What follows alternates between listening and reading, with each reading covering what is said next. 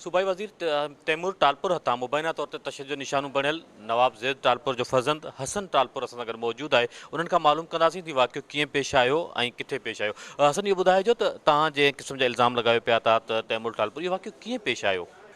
कल्ह आउं वियोसीं हिकु पंहिंजे दोस्त सां गॾु वियुसि म्यूज़ ते, ऐं पंहिंजो डिनर करणु वियुसि त हुते हीउ बि वेठो हुजे, हीउ वेठो ऐं पंहिंजो ज़ुल्फ़िकार बचानी वेठो जेको MNA आहे, हीउ हुते वेठा हुआ।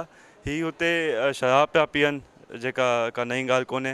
हुन खां पोइ नशे जी हालति में हीउ मुंहिंजी टेबल ते आयो आहे ऐं मूंसां इन तैमूर टालपुर मूंसां इन गाह गंद कयो आहे ऐं हुन खां पोइ इन मूं ते हथु खयो आहे। हुन सां गॾु ज़ुल्फ़िकार बचानी बि मूं ते हथु खयो आहे। हुन खां पोइ इन्हनि पंहिंजा गार्ड्स घुराया आहिनि। गार्ड्स घुराइण खां पोइ सभु उन्हनि जा गार्ड्स जेके आहिनि उन्हनि मूं ते अटैक कयो आहे। सभु मुंहिंजे मथां चई सभिनी मूं ते अटैक कयो ऐं हिन बि अटैक कयो आहे। हुन खां पोइ मूं ते अटैक करण खां पोइ हर शइ खां पोइ भॼी हलो वियो आहे। पोइ हीउ हुतां खां भॼी हलो वियो आहे, बग़ैर बिल बि कोन पे कर, बग़ैर बिल पे करे भॼी हलो आहे। सॼो फुटेज में आहे, ऐं फुटेज में ॾिसी था सघो।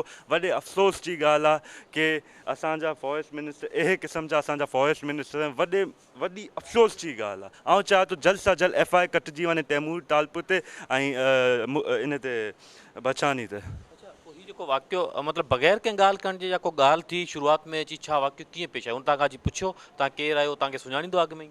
असांजी पाण में थंदी कोन्हे, छोकी असां PTI में आहियूं, पीपल्स पार्टी में असांजो आहे हिकु। त छा थियो की हीअ असांजी टेबल ते हरू भरू आयो, नशे जी हालति में हरू भरू हीअ असांजी टेबल ते आयो ऐं हुन खां पोइ हिन गाह गंद कयो। गाह गंद करण खां पोइ इन मूं ते हथु खयो। छा मुराद अली शाह हिननि खे इन करे सिक्योरिटी ॾिनी आहे जीअं ॿियनि भाउनि ते अटैक कनि।